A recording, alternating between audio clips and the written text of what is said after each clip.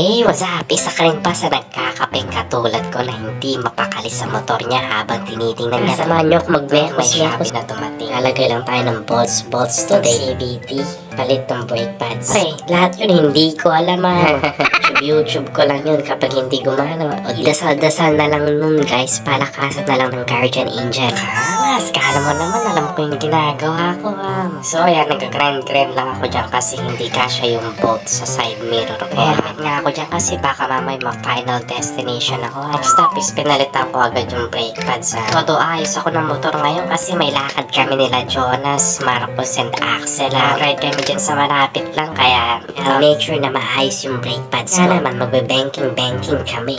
May nais ko na rin yung CVT ko kasi magmotor sila Marcos and Jonas baka maiwanan ng konting kalikot-kalikot lang, linis-linis and upgrade tayo ng konting JVT. Kung sakaling na nag-go sila, palag din tayo guys. At nga pala kay Axel kung sakaling nanonood ka, yung helmet na ipapahiram ko sa'yo during our Christ Mother Father.